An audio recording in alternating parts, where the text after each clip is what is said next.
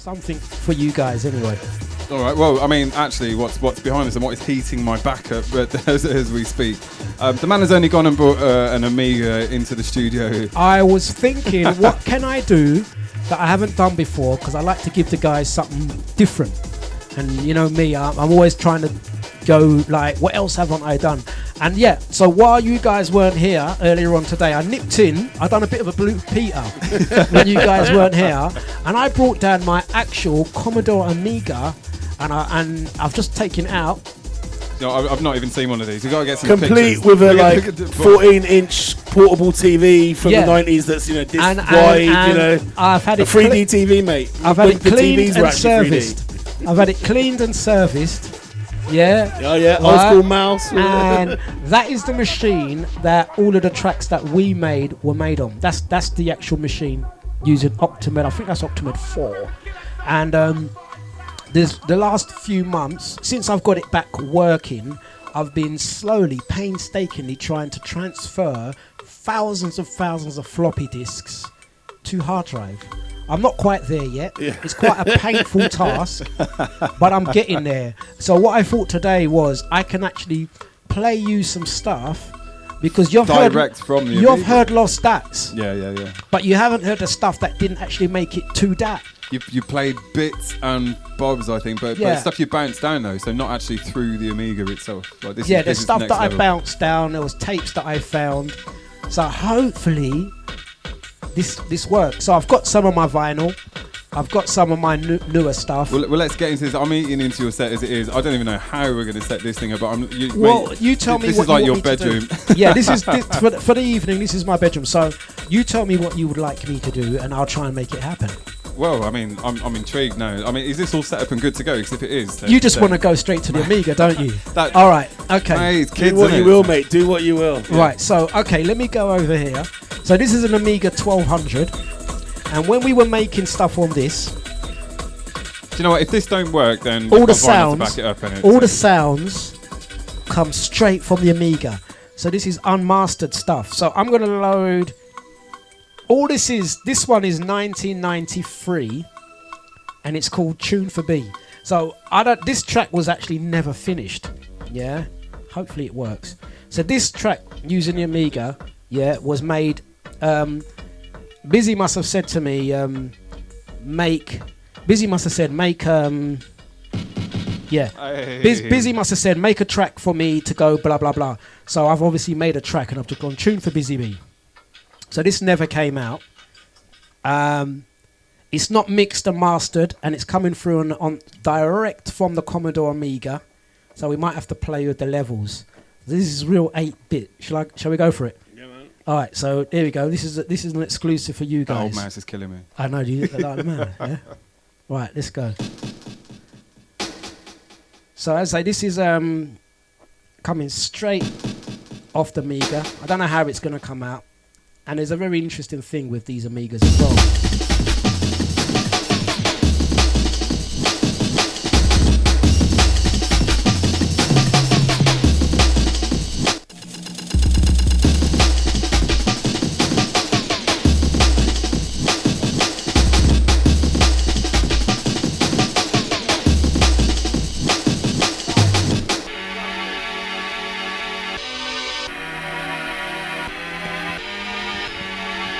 I think when you hear this track, you'll know there's another track that we released, that this is another unofficial version of another track released by me and Busy B. So let's see if you can work it out. Came out on Brain Records. It's running.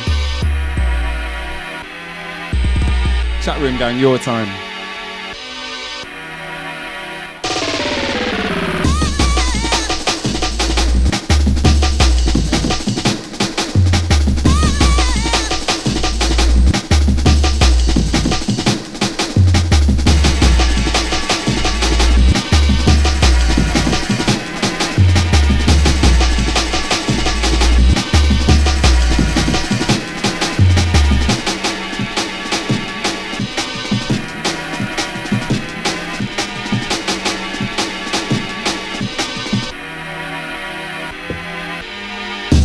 You know, I saw a meme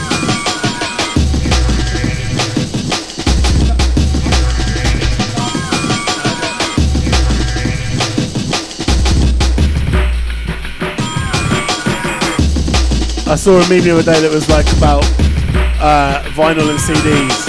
You know, that this is just goes beyond that. yeah. This is a bit special. I'm definitely not expecting this. The boy has been seriously working hard.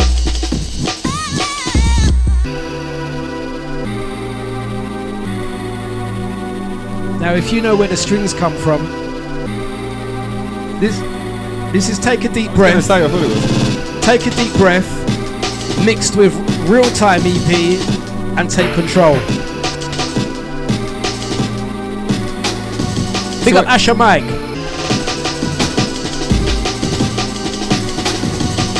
I'm just amazed this thing actually still works. It was a bit dusty. Out to the busy. Those are those sounds. Darkness.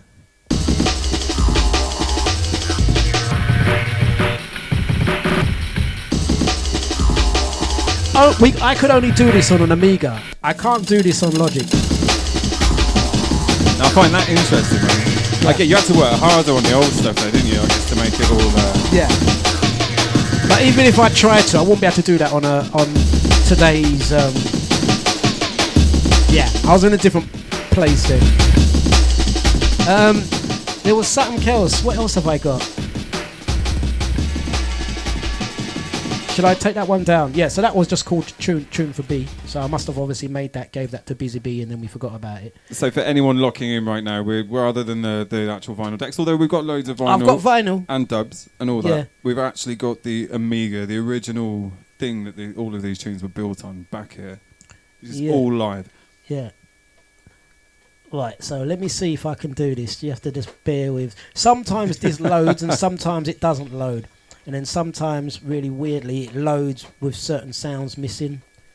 But as I say, this is stuff that we used donkeys ago and trying to remember how it all works. Right, so this one, Bad Man.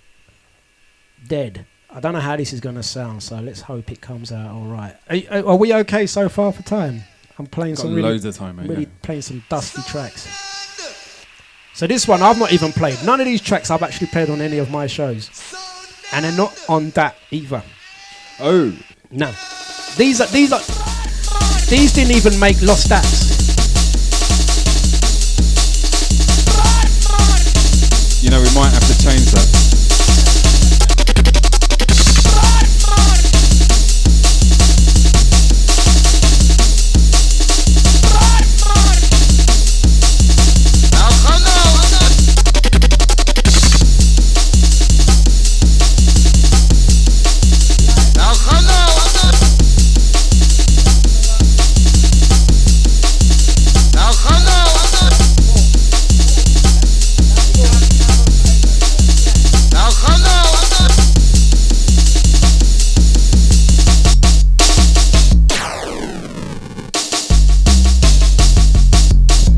Can you hear that crunchy Amiga sound?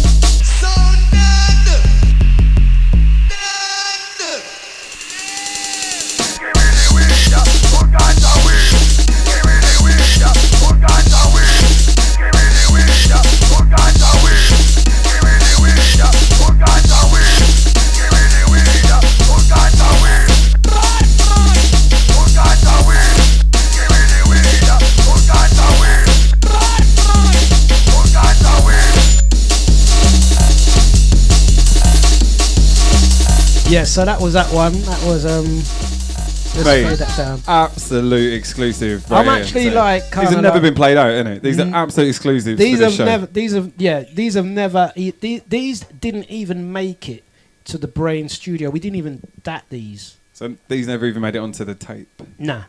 So maybe a TDK tape. That's how I remember them. When I heard them, I was like, yeah, I remember this. But my mission is obviously to try and get these, obviously, transferred to something where I can kind of like get the sounding a little bit more playable. Or to be fair, I think Equinox did a similar thing quite recently with the 8205 release. Released a load of his old stuff. Which is crunchy, raw sounds. That's my mission. So this one is Dread. This one is what we would do often enough I would make these beats on this Amiga. I'd make them on this Amiga, then I'd take it over to Busy Studio, and then we would start transferring some of the sounds to the Akai 950. So, like for example, we would transfer the bass to the sampler, transfer some of the sounds to the sampler. So this one is Dread, Don't Worry.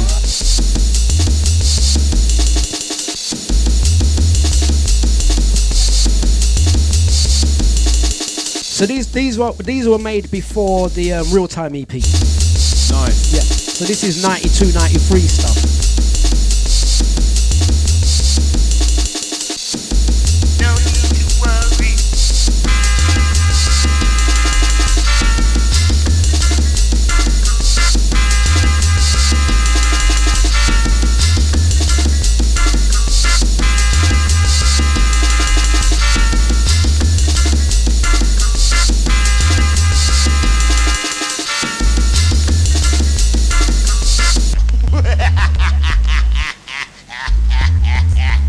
Shout out to everyone locked in, locked on. No need to worry.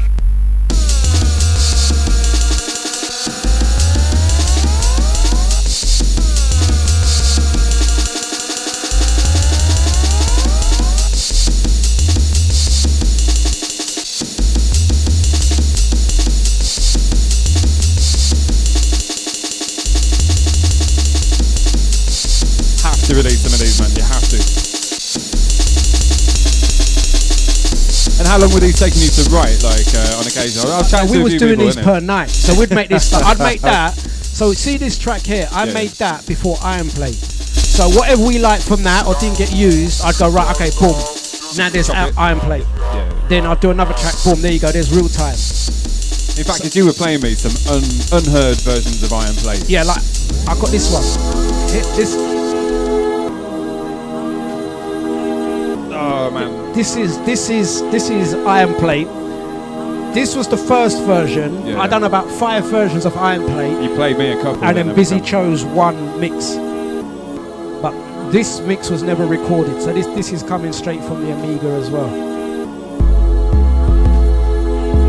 Yet another exclusive for the man Dlux in the house.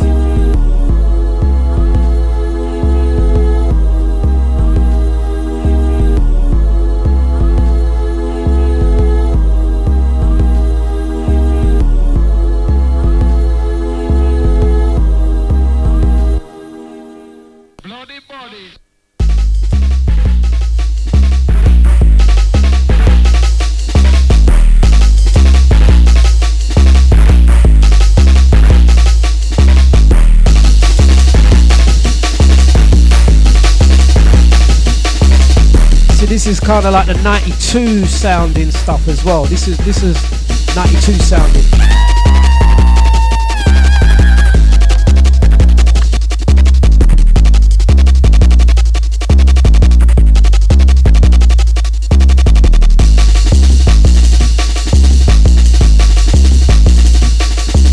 Mate, that bass.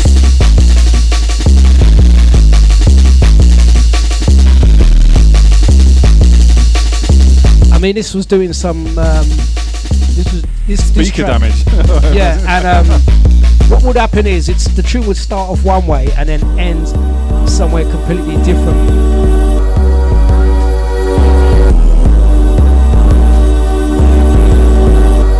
I think that's something to say about those old tunes, that it kind of took you on more of a journey than we would definitely, we would make a conscious decision. I always remember we'd make a conscious decision. We'd start a tune one way, we'd have a middle bit, and then right at the end, we'd say, right, fuck it, let's make a completely different song. Yeah. So this one would start off one way, and then we'd say, right, now I'm going to do something different with the beat. Just when you think the tune's done, we'll like switch the beat up. So this is this drop here. So that beat is in the Iron Plate that actually came out. Yeah. Then we just. Yeah, these will need a mix and a master. But there you go, you're really getting something exclusive.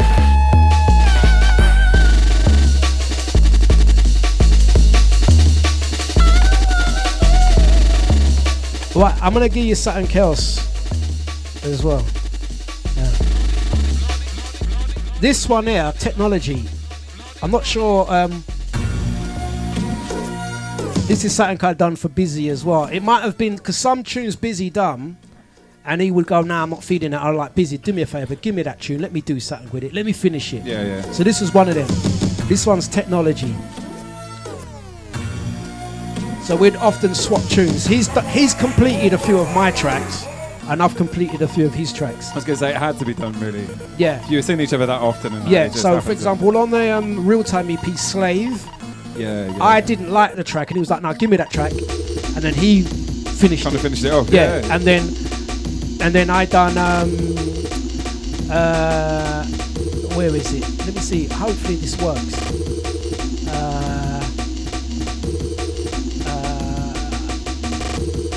Come on, where is it? There's a track that we done, what Busy done. I'm not sure what year it came out, but it was a 1999 dub. Oh yeah. Mate, yeah. massive tune. Yeah, so there's a version of that that I done as well. I'm trying to see if I can find it. And there's also a version of there was a version of Just For You London. Because Lenny. Percy, Just For You London, Big City Records, Percy used to distribute some of our tracks. Big up Percy, wherever you're there. Yeah. And that was Percy's label. So Percy was like, "Guys, do you want to do a remix of Just For You London?" And I was like, "Yeah." Busy was like, "Yeah." I was like, "Yeah, let's do that." And I remember we got the original sounds and we done a remix of Just For You London, but it never came out. It never, and I think quite rightfully so. It didn't come out because I think a track like Just For You London, it's so iconic. It's so iconic. But it was at the times. I remember when that came out. But it was made a few years before it blew up. Yeah.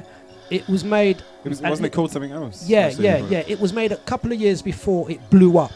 So it blew up 94, 95, or maybe a bit earlier. Yeah. But it was made in the early 90s. Before that, at least a couple of years before that, we got hold of it. Percy let us remix it for him, and then I remembered at the end of the track, we was kind of like, "No, you can't mess with a classic."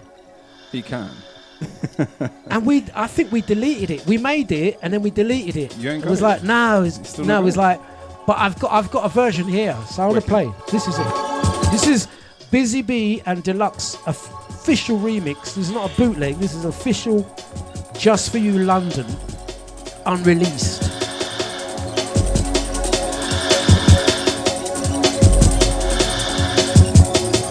See, I haven't even played this on my show.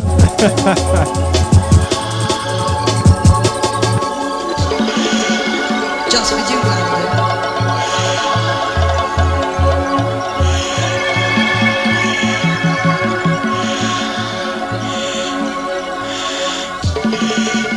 Just For You London.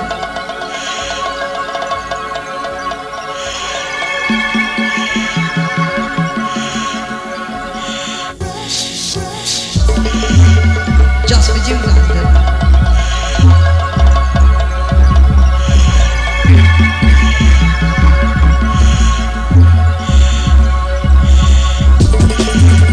Just For You London.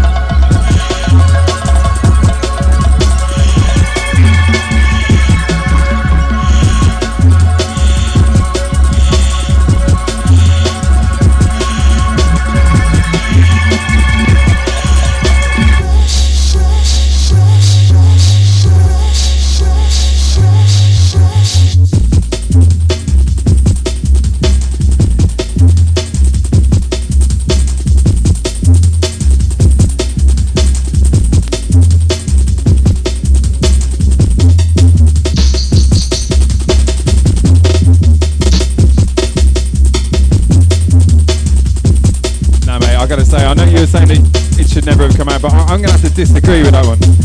At the time, we couldn't agree on. We done two versions of it, and we couldn't agree on its destiny, or whether it should sound like this, or whether it should sound like that. And what was interesting, this remix is 2 Amigas running side by side. So how me and Busy would often do some of our remixes, he would sit in one corner of the studio with headphones on and build a beat. I would sit in the other end of the studio with headphones on and build a beat. And then at the end of the session, we'll go, right, okay, and we'll both press play at the same time and record whatever came through. Yeah. Our Reggae Trooper remix, DJ Hype Reggae Trooper. Yeah. It's 2 completely different jungle songs. Mate, how does this work? Played at the same time. And I can hear it because I hear a couple of beat clashes. And I'm like, I know it's because I weren't listening to his track and he weren't listening to my track, and we just pressed play. And this was another example of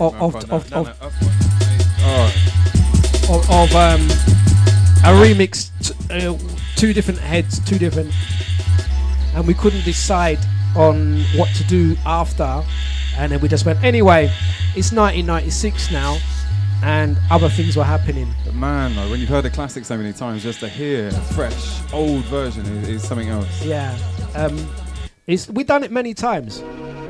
Like on this one, we when we done Take track. a Deep Breath 92, released 93. This is one of my favourite tracks, but there was always another mix because we was meant to do a follow-up EP, and it was called Visualize Your Desire EP, and I can't find the Take a Deep Breath Part 2, but there was another track that we recorded called Visualize Your Desire, which was Take a Deep Breath Part 2. So I'm assuming, I'm hoping Busy has it somewhere. He probably has. He's yet to find it. I don't have it, but the Visualize Your Desire EP never came out. But that was done at Busy Studio. So I'm hoping one day he finds it. But we did do a dub mix, like a rollers mix, for certain DJs, like your Randalls and stuff that just wanted a roller. They just wanted a roller. So we made this one, which was just a roller. This is Take a Deep Breath. Now this I think you have played on dub. Yeah.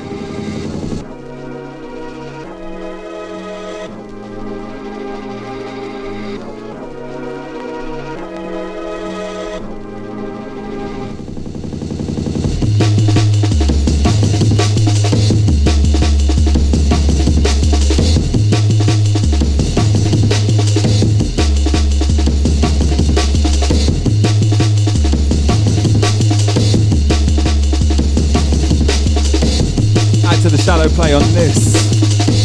Add to the Asher, add to the Emma.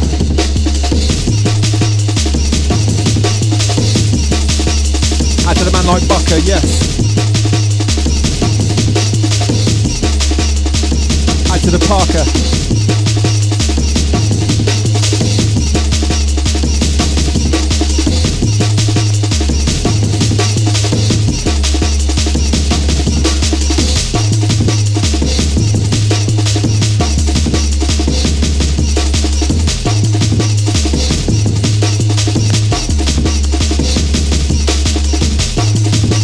Yeah, so that's the roller, that's the Take a Deep Breath roller.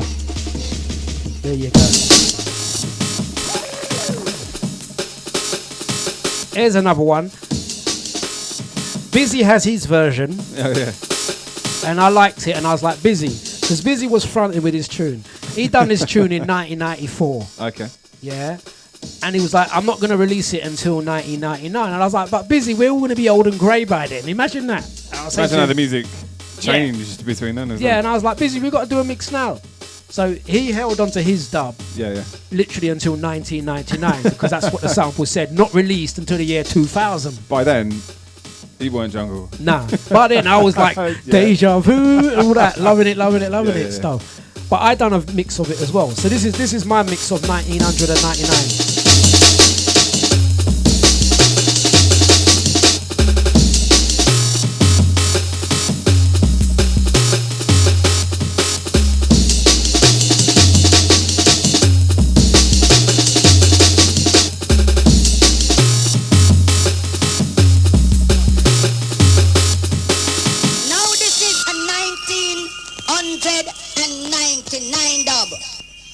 Not releasing until the year 2000. Come on, boy. Step up.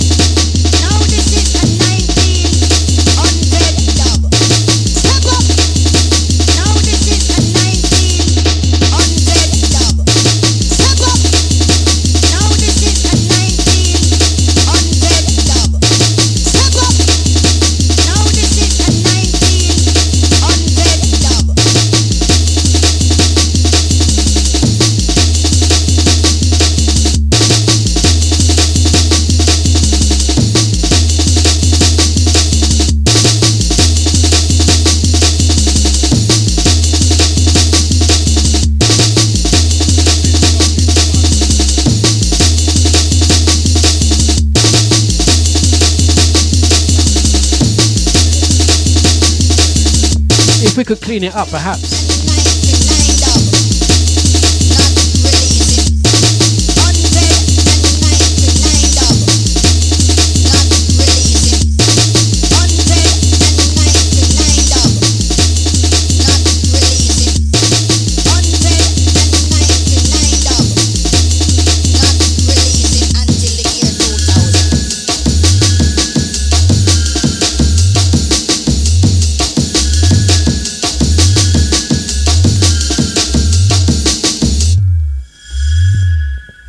Yeah, so that was that one.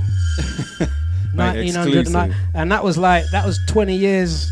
I think you put it at 20 years. No one had 2019. Wow. Yeah. Yeah. So there you go. So let's talk a little bit about Deja. Actually, obviously, big boss man for this. How did you actually get into that from doing all that stuff with Busy, getting into the jungle scene, massive and right? So yeah. So what happened? It was an interesting stroke frustrating time because I was obviously doing stuff with Busy, Brain Records. Then Busy started doing stuff, Joker Records. I wasn't an artist on Joker Records. It was mainly Busy and Pugwash. Yeah. But I was very much support the guys and what they've done. Even when we went on road and the guys done PAs. I think the Joker Records first PA at the Laserdrome, Rye Lane, Peckham. There's a video that I've still got, and I'm on keys. Come on, I'm on keys on that PA. Yeah. Mate, you got to show me that video. I'll show you the video. What's really funny about that video? There's Busy Bee in the middle on the stage. Pugwash is to the left of Busy, and then I'm to the right. So the video starts, or the PA starts with us all kind of like next to each other in a row. Yeah. And by the end of the show, I'm like about 2 miles off stage. I don't know if it was nerves or whatever, but I was like working that way, and it was really funny. The start of the video and the end of the video, I'm like about... That was a massive venue though for the scene. Oh, brilliant. I'm going to have to pick up my cousin Sonia on that one. She was the key promoter on that. So big up Sonia on that. So we also had a record shop. So by 1995, myself, Busy, and another partner, we set up a record shop in Leytonstone called Togetherness Records. Nice. So we obviously had our own material in there, our own stuff, and we would get all the jungle tracks, and we were doing our thing. Then kind of by about 95, 96, where the music was changing, and that same hip-hop thing, samples coming in. Well, what I experienced from a record shop point of view, stroke jungle point of view, when we first opened in 95, most of our customers, in fact all of our customers, were coming in looking for ragga jungle. Yeah. A lot of the stuff they were asking for, every time someone will come and say, that's still on plate, mate. Yeah. That's still on dub plate. Oh, Ray Keith, yes. No, that's still on dub plate. Oh, this track, no, that's still on dub plate. It was getting a bit silly. It was getting silly, because even I was getting a bit frustrated. I was like, from a record shop point of view, everything these kids are hearing on radio, they're coming to the shop the next day wanting to buy it, and it's not there. And I'll be like, come next week. Come next week. No, come next month. But then, because they were all on the tapes from the live sets. So they were hearing music. They were hearing it in the raves. They were hearing it on raves and tapes. Pirate radio. But you were not. They weren't being released, and we was part of that too, because we wasn't releasing stuff. Then I was like, okay, I see what's happening. Then the stuff that we were getting were more. I remember the term hard step. It was getting darker, more darker sound. Less ragga jungle, more drum and bass, what I guess would be regarded as drum and bass. And the customers we had in Leytonstone, they were not as enthusiastic about that sound as what we would hope. So we as a shop, we have to survive, innit? Yeah. So we were stocking up on tracks, weren't selling, because our customers were like, no, we want the ones with the ragga samples and the rare groove samples. We don't want that one. We want... Do you know what I mean? So our distributors were like, look, do you want some garage? So I was like, was getting more customers coming in saying, well, look, I've heard this track. Have you got that track? So literally, just like that, the distributors started giving us more garage to compensate for the lack of jungle sales. Yeah. Yeah. So the garage boys weren't holding the dub plates for so long. No. So we was getting your Nice and Ripes and your this and Yeah. your Grant Nell. We was getting all the house stuff coming through, house and garage stuff coming through, and it was almost like, well, you may as well go. So literally, I can literally be as frustrated as like, I want to sell more jungle, but it ain't happening. And I got bills to pay. So if they want more garage, I've got to stock my shelves with more garage, and that's what happened. So Deja was born out of. So what happened with that then? now? What literally happened was I was on Pressure FM at the time, and then Pressure FM kind of came to an end. Pressure FM was a local pirate radio station in Bow. So we was mixing with a lot of local guys in the area. So we was doing a Sunday show on Pressure. That came to an end. Out of that came Rinse FM. And so what I found was half of my show on Rinse was jungle, and then the other half will be garage. Yeah. And literally I used to engineer for Persian Prince, because Persian Prince was part of the brain. Wider big circle. up Persian as well. Yeah, Persian Prince was. So what literally happened was Persian Prince used to come to me just the same way as I would go to Busy, and Busy would mix off my tracks. Persian Prince would come to me and he went, right, okay, I've got a track for you, and he would give me his tracks. I would mix, master them, and finish them off. And he brought a track that I said to him, this is slowed down jungle, because I was a jungle producer, he was a jungle producer. I was like, mate, this is slowed down jungle. One of them tracks actually. I think we were chatting in your car like a little while ago outside Music House. One of them tracks got massive. Yeah, and that was it. I'm trying to see if I've got it on this machine. I don't know if I've got it. I can't remember the name of it. It's dangerous by same people. It's massive. So Titus is on this now. Titus, you'll know this track. I'll tell you what I can do. So Persian Prince brought this track to me, and it was like, finish this tune for me, D. He done it. At the end of it, he was like, do you want to release it? I said, nah, because that's not garage. Yeah, I know what the garage is because I'm selling it in my shop. And like, you want garage, that's 500 records, that's Nice and Ripe, that's Grant Nelson, you know, the 4-4. Exactly. And I said, this is, look, you've got, being honest with you, you got jungle samples in it, mate. I know where you got those samples from. Come on. You got them from the jungle vinyl. Anyway, we done the tune. He took it. He put it out on white label. The tune blew within the garage. It was massive, man. It blew within the garage. But the story was with that track, I was so adamant that was not garage. I said to him, mate, it's not garage. You need a 4/4 beat. So you did a remix of it, innit? No, not a remix. No? What happened? We datted it. When we datted it, let me see if I can get it on. When we datted it, he took the dat and he left. That's it. He weren't interested. He took the dat and he left. And I was like, while the computer was still on, the Commodore Amiga, I deleted the beat and I put a 4/4 beat on it. And I was like, no, that's better. There's garage. That's garage. If you want to make garage, I know how garage sounds. It's like and this was it. Yeah, I was looking for the actual original, but this was the it wasn't a remix. This was me telling him, no, that's not how you make the music. It's like this. So that's the sample. I don't know. Let me just skip it because I know this is history of jungle, so I don't want to play too much. Mate, garage is very much a part of that as well. Though you can't, a lot of DJs and producers went on to actually start making garage after jungle stuff started dying down anyway. So literally, I got introduced to garage on a production point of view from Persian Prince, who brought me that Dangerous track. And I went to a couple of garage raves and I saw the likes of Mike Roughcut Lloyd, Pied Piper. All these DJs were playing that track that I, 6 months before, was going, nah, mate.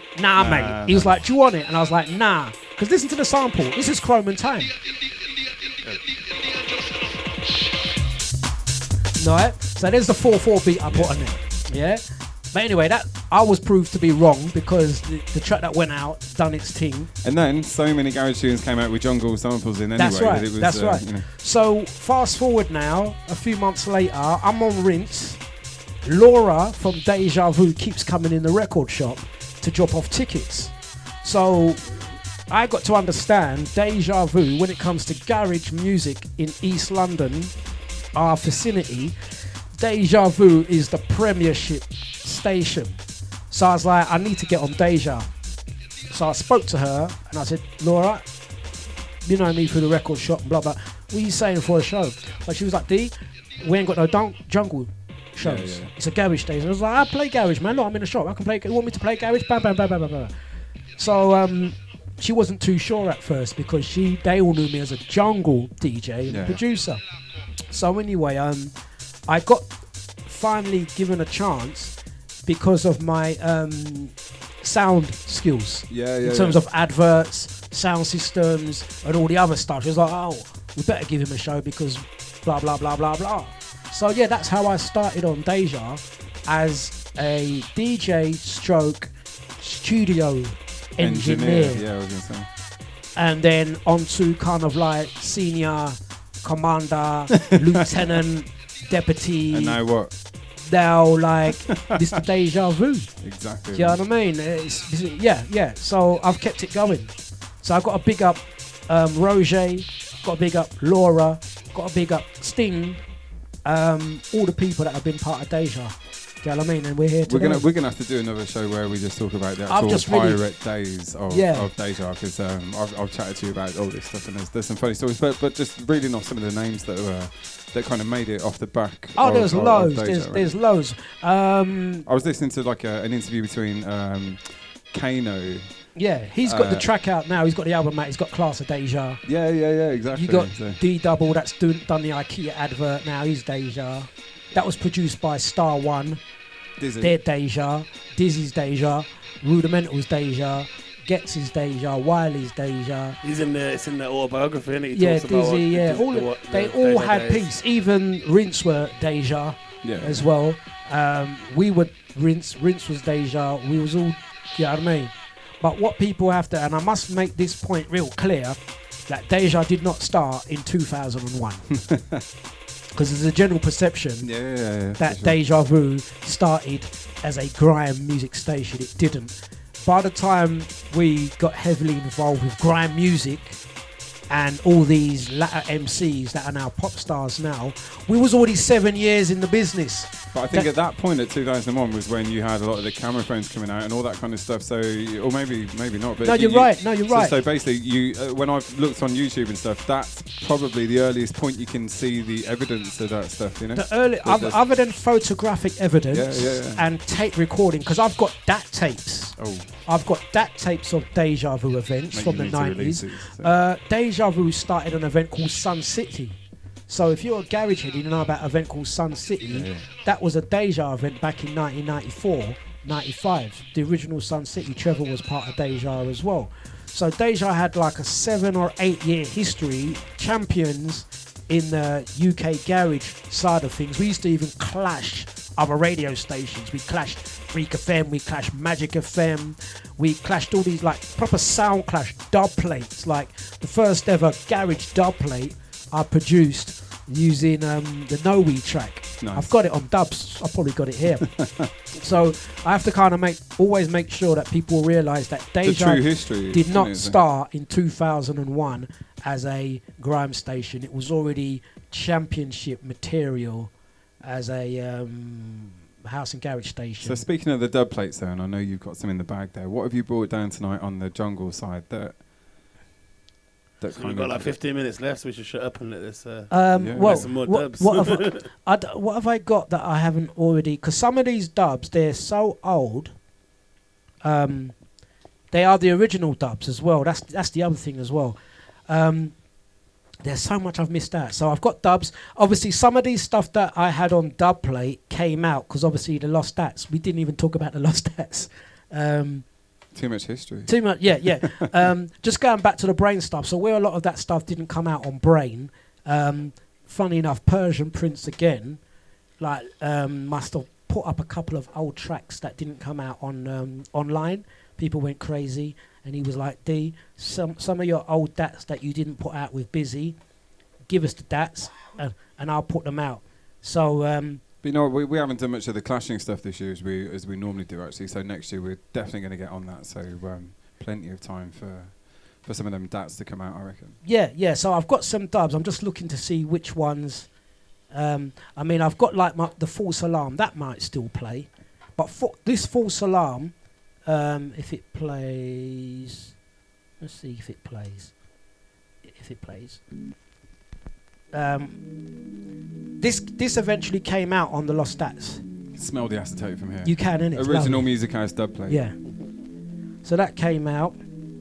I played a dub. This is the original dub. It's really funny because at the time, Music House dubs or dub plates, they say they don't last long. But these ones did. I was kind of blessed. Some of my dubs have corroded. Depends how but you this look one, after them. you wouldn't think that dub plate is like that. What was that? 1994, and it still plays. But this you can now get on Lost Stats. If you Google Lost Stats volumes Dlux, you'll see this. This stuff is out now. I think we ended it with volume 7, Lost Stats volume 7. Bring you along. We son are dead. Yo, son boy, you're dead enough.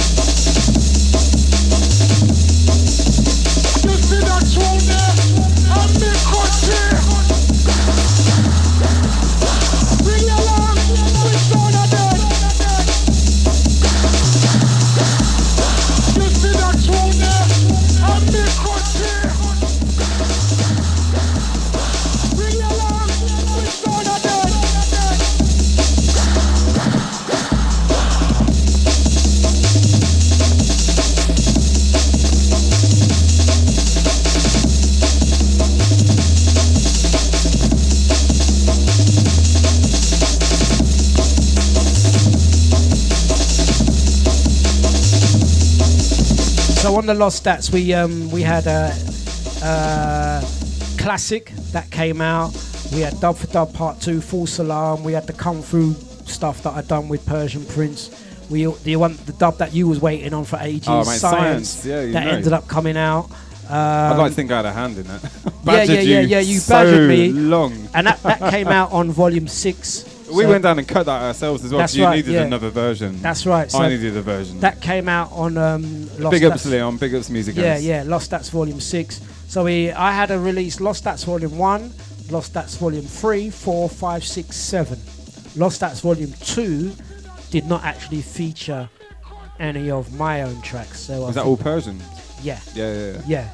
Because I went ghost for a release and he couldn't find me. So he just went ahead and released volume 2. But I since found more tracks. So we could probably do another 7 releases. But whether we do, I don't know. Because Persian's now saying to me, let's do Lost Stats Garage. Oh, Because okay, exactly what happened with the jungle, there's all the 90s garage that we made that by the turn of the century, 2000, it got grimy. And literally, I was making stuff with vocalists, singers, and hosts. And it became as two-step as the jungle did. Like what happened was, by 2000, 2001, the distributors were like, we're not distributing no tracks unless Slimzy, who's a grime DJ, and EZ. If Slimzy and EZ play these tracks, then we'll distribute it. So I was like, and then they were like, we don't want no vocal stuff. We want stuff with loads of MCs. I was going to say, it's music for MCs. Yeah. So they wanted, so I was like, yeah, well, I can do that. So I done a load of tracks with MCs. I done a track with Lethal B, who's, his first ever track I done. And so it went very much onto kind of like garage, bouncy garage, to grime. So all the garage stuff got forgotten about. But now guys are playing garage like it's the new thing. Well, also like jungle as well. It's now silly expensive. It's Discogs has changed. Yeah, I've seen some of my own stuff that's selling for ridiculous prices, and I'm like, I would not pay that much money. I saw Serious Sounds. Things there, I saw Serious Sounds on Discogs for £200, And I felt like saying, hey, I got 400 of them in the cupboard. I'll give you one for free, just pay for postage. Don't mind if I help myself on the way out. In fact, someone from Germany actually did do that. They was like,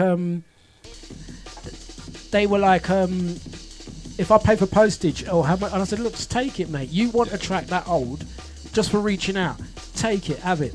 Nice. £200 on Discogs. Admittedly, it's the clear vinyl, so that Serious Sounds track that they were trying to pump out, I think I've got one copy here. The test press came out on clear vinyl. Nice. So that's probably why they were trying to. But then, do you know what? Like, there's only 20 of these. So we just went to Clashmouth at the weekend, and we had the guest show last week with all the guys that run it, and we were down there on Saturday in the scrum for all of the new exclusives, which a lot of them I played earlier on tonight, and you know, people were down there, and literally by the time I got home, which was probably about 8 o'clock in the evening or something, people were putting that stuff up for, you know, 100 quid kind of thing. So wow. So it's just the way of the world right now, I think. So it's out of order. So yeah, I've got like it's a market there, isn't it? I'll even say as well though, like some of the old stuff that was available was also still at the high prices that you find on Discogs, because Discogs has now seen and set that marker. That's the bench, yeah, you know which I I think buyer's market. So it's like when you know the label bosses are digging stuff out the loft, then yeah, they're not selling it at 10 or £12. They're selling it what it's going on for on Discogs. I suppose what it's worth is it's worth what someone would actually pay for it. Yeah. So my thing was, when I saw Serious Sounds going on Discogs for 200 quid, I was like, really? I'm not even dead. You know, I was like, whoever would like, I don't get that money. You know what I mean? So it doesn't benefit me. I know some guys took another release of mine, G-Step, and they were selling them for 60 quid. And they took 10 from me and then put it up and sold it for 60 quid. And I'm like, that don't go to me either. I'll get £2, £3 a unit. But hence why so many artists are now bringing out those lost stats and stuff. Because yeah. You know. What for me, I'm really enjoying the lost stats. I'm feeling like I've released a lot of my history that was previously unreleased. And if you didn't know, you didn't know. Or if you didn't get the 3 or 4 tracks that I had officially with Busy and those guys, you wouldn't know that for every release I had on Brain or associated. So let's take Darkness EP, Take a Deep Breath. That was a 2-tracker.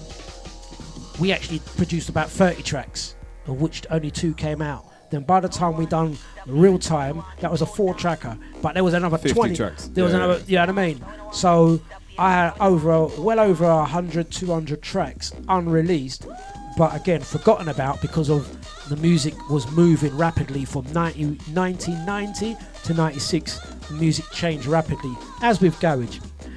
What I am mindful though is that although I do appreciate it and I do like releasing, because when I listen back to some of this stuff, I can remember what I was doing when I made it. It's a nostalgia thing, yeah, exactly. Yeah, and when I see the Commodore Amiga OctaMed screen rolling up and down, and I'm like, wow. But I do kind of miss not making new music. So I have recently been in the studio on Logic, and I'm using Logic. So I have actually done some tracks. I've done some remixes. I now have my Bandcamp page and selling quite nicely online as well, which is nice. This is one. This is now more up to date. This is a remix.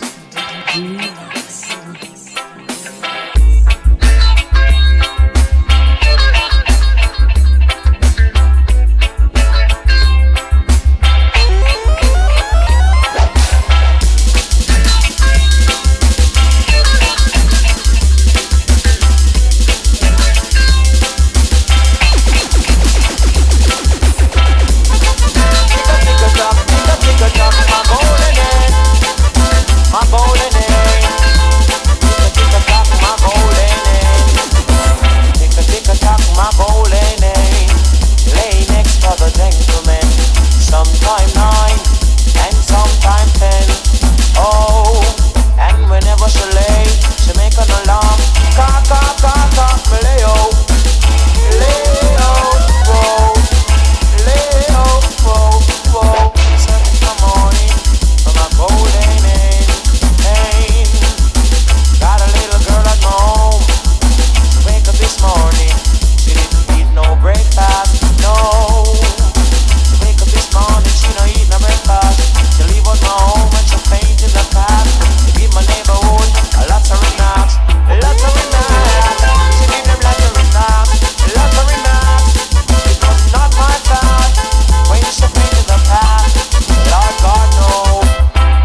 Yeah, so I've got a bag of new tunes, new refixes that I've done that are kind of on my Bandcamp page, and I'm the Lost Stats, incidentally, you can now purchase that or listen to that online. I've kind of moved with the times as well. So I do recognise there's guys that want the vinyl stuff. Yeah, but I've actually got some of the releases are now available on Apple Music, Spotify, and all those stuff. So there's a Lost Stats sampler collection available on digital download, all the usual blah-de-blahs for those guys that asked for the MP3s, so you can.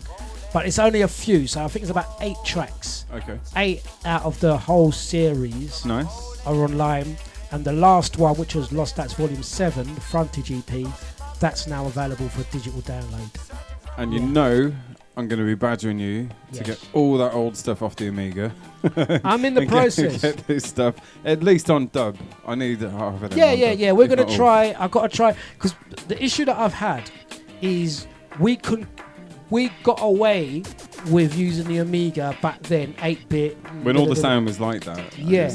Now when you hear what the guys are, how heavy their tunes sound today, it's like a different level. So even true, but then the mastering these days, the mastering stepped up. So you know, the guys out there some of the stuff like Pete Callender's. You know what I mean? He's using like the Ataris and the Amigas and like the samplers and mixing it all through. And in fact, I picked up his stuff down at the weekend, and it sounds tough. It's the mastering, isn't it? So always was. And just all the different layers of it as well, isn't it? You know? That's it. So that's the key thing that I'm hearing now as a producer, is I'm hearing like, wow, I need to go back and get my stuff mastered again, because I'll play like the tracks that I played today and then play something that was made today. And the difference levels. Is massive, Yeah. So that's where I'm at the moment. So I'm like, 2020, you're going to see a return on certain things. Myself and Busy haven't ruled out making some EPs as well. And we've been talking with Equinox. So this track, for example, this is a newer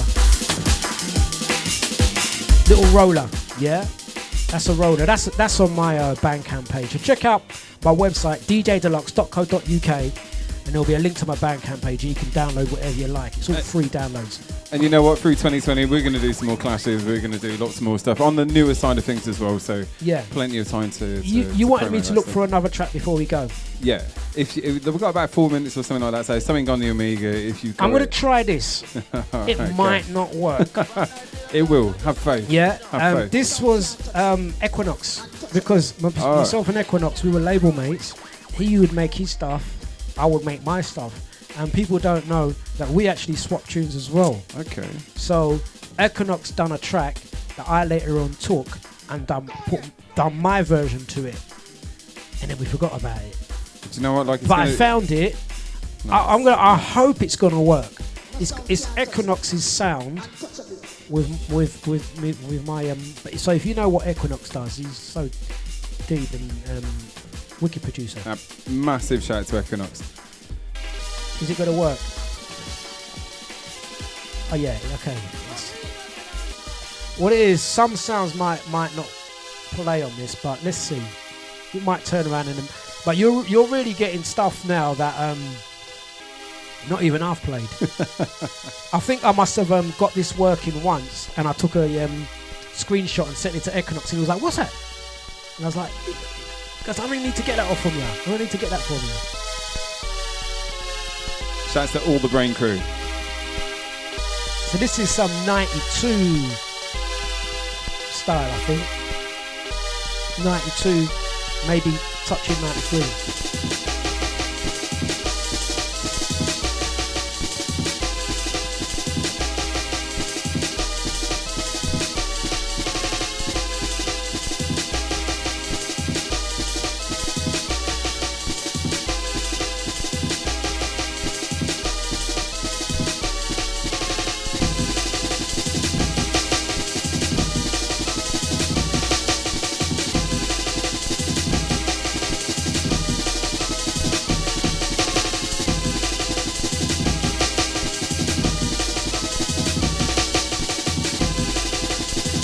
Yeah, 30 seconds left. This has got a long intro and we're down to the last 20 seconds. I don't actually know what this tune was called. There you go. You got something exclusive, which you'll probably never be heard again. Exclusive all night, mate. Don't worry about that. There you go, guys. Thank you. I know time's ticking, and we got Sean. It's been a mainly interview sesh this time. Next time we'll do a proper little clash and all that business like we used to. Nice one. Then. Good night. Cheers, guys.